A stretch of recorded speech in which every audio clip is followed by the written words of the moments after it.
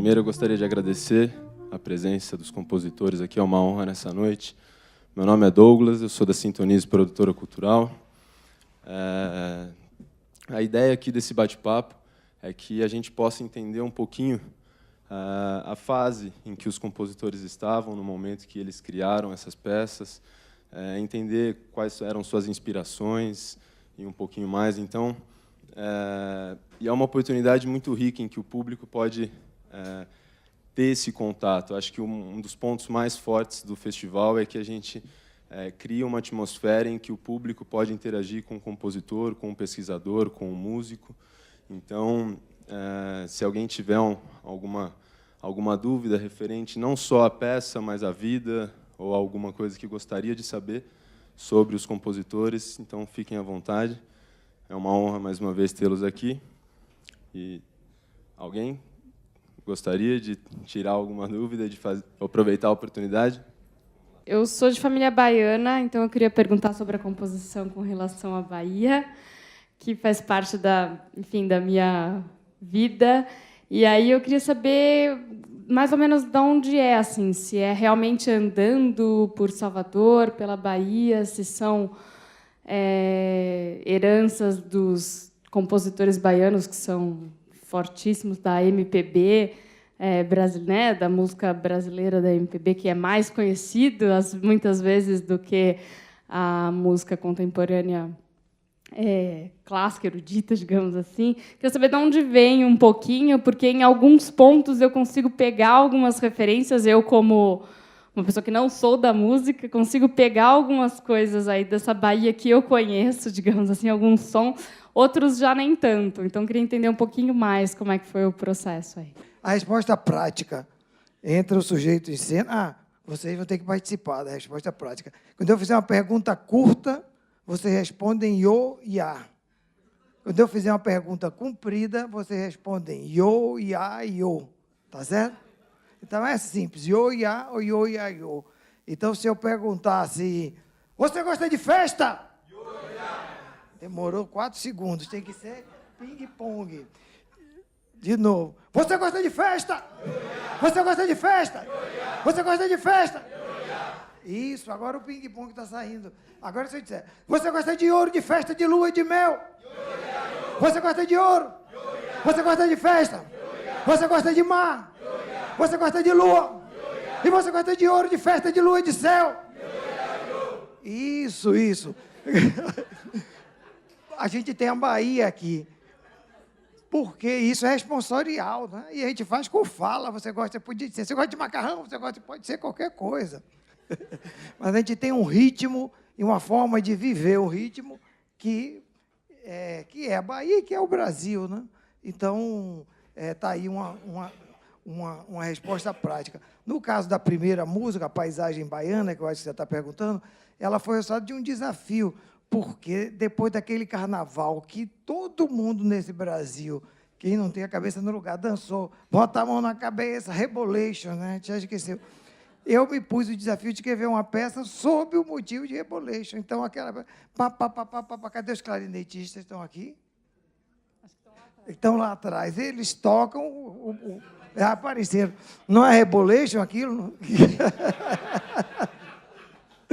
Mas como é que você pode ir atrás de um negócio desse? Porque essa força do responsorial, essa força comunal... Porque o que é que como foi que a África nos civilizou? A África nos civilizou por essa estética, por essa comunalidade, pela possibilidade de viver um momento musical junto. Então, esse bota a mão na cabeça também é um elemento disso. Mas como é que isso poderia criar uma imagem de Bahia? E ali, na Paisagem Baiana, é uma imagem ambígua. Por um lado, é alegre, porque tem essa comunalidade, por outro lado, é triste. É triste porque nós temos quantos séculos de desigualdade, de apagamento dessas diferenças, de apagamento da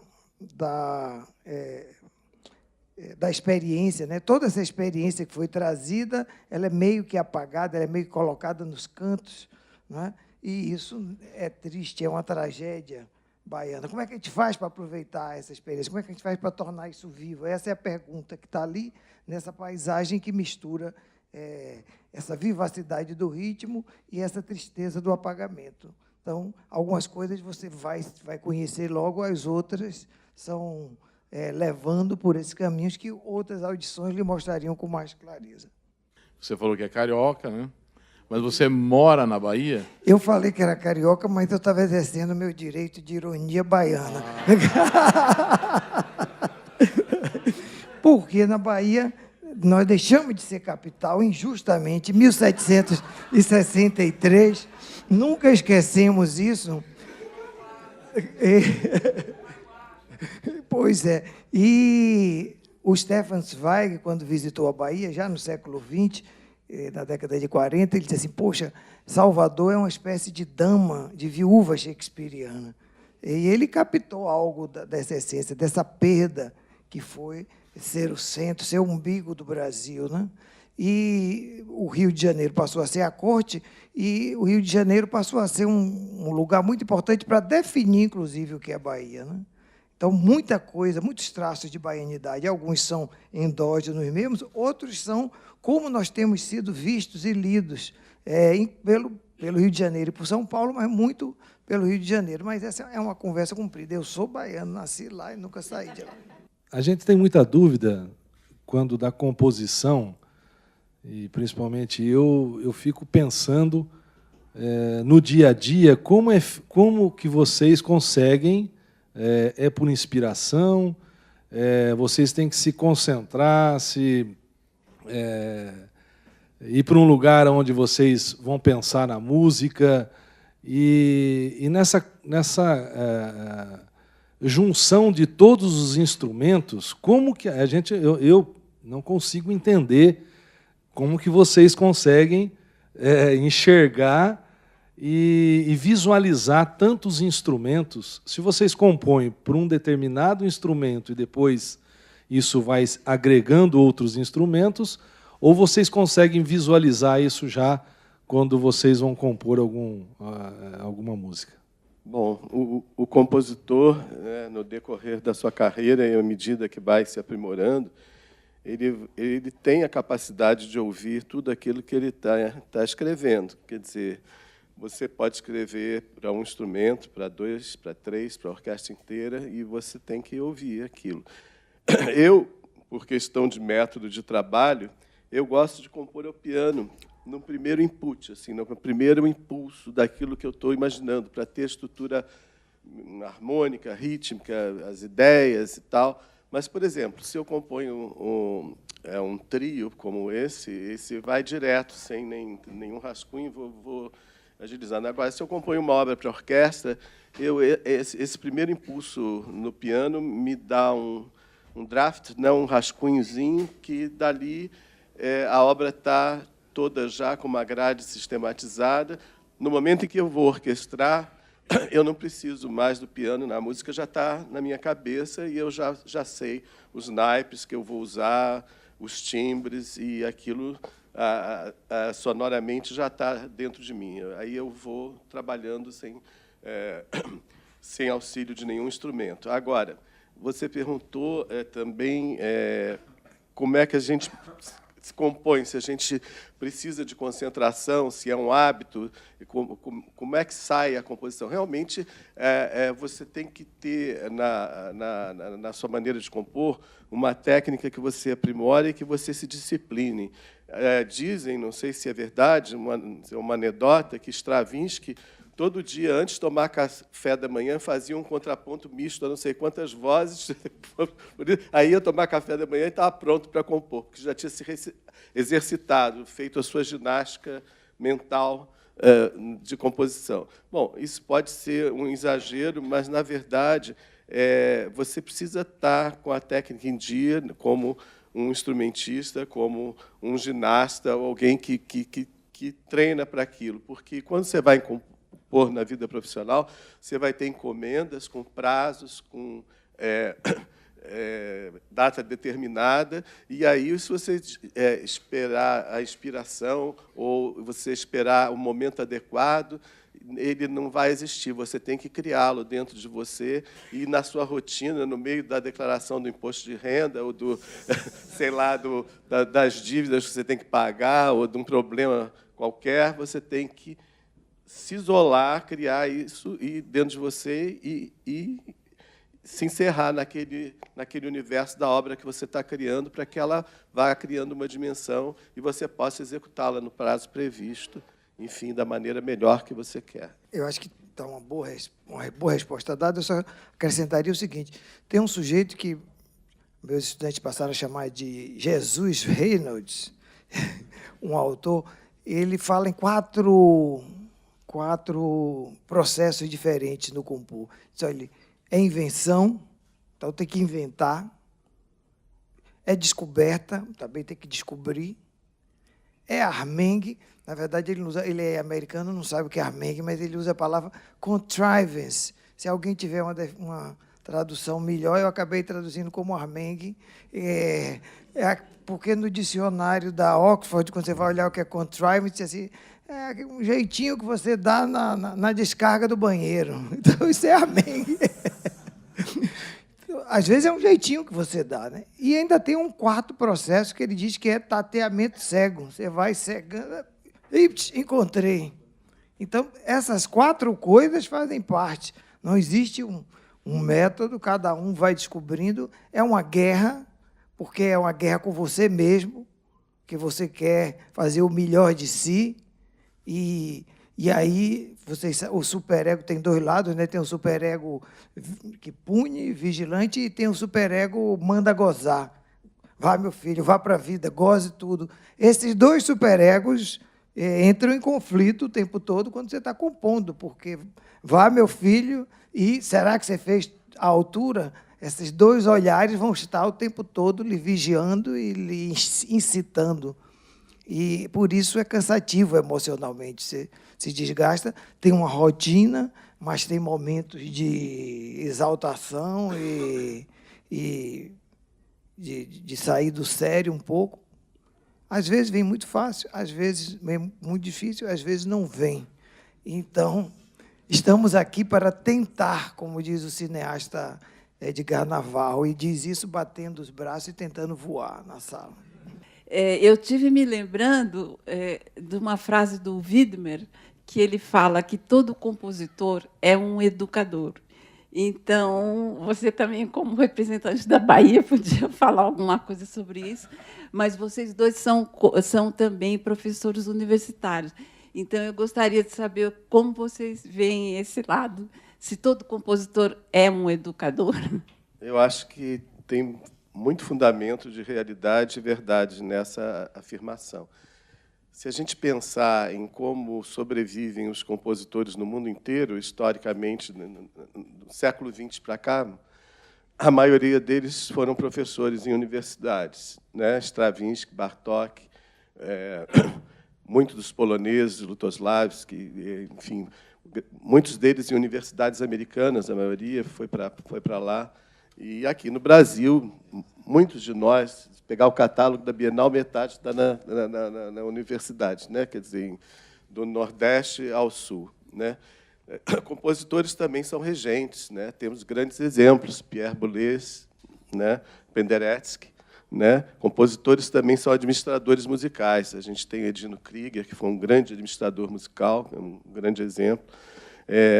Porque é difícil você viver dos seus copyrights e das suas encomendas. Você até, e eu acho que em países como Inglaterra, Alemanha, isso é possível, né? Eles têm residências, eles têm projetos, eles têm endossos, mas a maioria no mundo inteiro precisa ganhar a vida e compor e unir as duas coisas. A gente aprende com os alunos também, né? Quer dizer, do momento que a gente vê novas obras, que a gente discute projetos de pesquisa com temas que a gente não conhecia, ou a gente vai aprendendo com eles e vai ensinando também, né? Então, eu acho que tem muito fundamento, sim, essa afirmação do Widmer. A gente não pode partir do pressuposto que nós sabemos o que é educar, porque talvez a definição de educar seja não saber o que é. Estou até fazendo um hino assim, educar, eu não sei o que é. Se você... Pois é. O epistemólogo Paul Feyerabend, muito respeitado pelo seu livro Contra o Método, ele observa que, ele diz uma frase fantástica, é preciso imunizar as pessoas contra todas as formas sistemáticas de educação. Quer dizer, imunizar as pessoas contra todas as formas sistemáticas de educação. Porque as formas sistemáticas de educação vão restringir as possibilidades do que ser para algo que já está pré-determinado. Quando o que existe de essencial no educar é o criar. É que o educando é que aquele que se educa aprenda a criar. Eu acho que é por isso que Paulo Freire diz ninguém educa ninguém. As pessoas se educam umas às outras, porque um cria de lá, o outro cria de cá. Então, eu acho que Widmer estava falando desses processos, ele é até mais radical e vai dizer que o ensino de composição é composição. Quer dizer que, ao ensinar composição, se está compondo. Eu, na minha trajetória, vejo isso como uma coisa muito importante, porque, além de nós, compositores, temos que ocupar esse lugar de utopia, e utopia de resistência, porque o mercado não está propriamente do nosso lado, não existe políticas públicas na escola botando as crianças para ouvir essas músicas que poderiam, e muito bem, mas não existe interesses econômicos ainda voltados para isso. E olha que pode haver, com o que a gente assistiu no Brasil nos últimos anos de interesse pelos projetos sociais de música, é algo que fala muito forte, né, nessa direção. Mas não há. E, então, o compositor é do campo da resistência, é do campo da utopia. E esse campo da utopia inclui uma espécie de desconstrução dessa flor da individualidade, desse compositor herói, que é o arquétipo que, de certa forma, nós vivemos. Quem é o compositor? É o que inventa mundos sonoros, é o arquétipo schoenbergiano, é o arquétipo beethoveniano, né? Mas isso deixa a gente como flor da individualidade. O meu amigo Regis Duprat diz assim, o compositor é uma flor que desabrocha e vai largando pétala por pétala e depois morre. Talvez não seja isso. E o ensino de composição é uma oportunidade, é um desafio para dividir poder e para cheirar outras flores. Não, isso aí eu não estou dizendo. Para que se faça um exercício de coletivização. Não é a questão do herói, não estamos apenas em função do herói, estamos em função de causas que nós vamos legitimar. E se o ensino de composição não passar pela ativação dessas causas de desejo e causas de realidade, eu não sei se é ensino de composição. Portanto, educar e compor, eu não sei o que é, mas quero sempre saber, tentar saber. A Sintonize, ela trabalha pela valorização da música e da arte. Sempre que nós vamos pensar na elaboração de um novo projeto, ou até mesmo no incremento de um projeto já existente, a gente coloca como objetivo implementar o maior número de benefícios possíveis. Tá? Em primeiro lugar, o benefício para o artista, para o compositor e para aqueles que trabalham pela música e pela arte. Tá? Em segundo lugar, buscando a democratização do acesso. Então, trabalhando com eventos totalmente gratuitos, como é o caso desse festival, e não só trazendo a música e a arte para as salas de concerto, para os locais que geralmente acontecem esse tipo de evento, mas também levando a música e a arte para as ruas, para as praças e para locais públicos, levando isso para o dia a dia daqueles que às vezes não têm acesso ou muitas vezes acham que não gostam, mas é porque não conhecem. E quando têm o primeiro contato, descobrem que a música faz parte, sim, da vida deles. A gente pensa também em benefícios sociais, como é o caso do evento que nós fizemos ontem no Centro Infantil Boldrini, levando um pouquinho da música para as crianças em tratamento de câncer. É muito gratificante poder colaborar, nem que seja um pouquinho, com essa luta que a gente acha, que imagina saber o que é, que a gente realmente é algo distante da nossa realidade, mas que só de saber poder colaborar um pouquinho já é muito gratificante. E todo esse trabalho que vem sendo feito não poderia ser realizado se não fossem pelos apoiadores, pelos parceiros.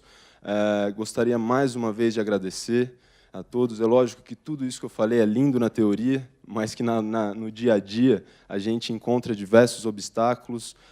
Só o artista sabe as dificuldades que ele passa, todos os profissionais dessa área. Então, eu acho que essa é a linha de raciocínio, é poder unir forças pela valorização da música e da arte. Então, mais uma vez, muito obrigado aos compositores pela presença, agradeço a todos os participantes, muito obrigado à CPFL Energia por patrocinar o evento e poder viabilizar toda essa estrutura, Secretaria de Cultura, Ministério da Educação e todos os outros envolvidos e parceiros. Uma ótima noite a todos, muito obrigado. E nós gostaríamos de agradecer imensamente, falo em meu nome de Ronaldo, essa noite maravilhosa e o evento que vocês nos convidaram. Muito obrigado a todos.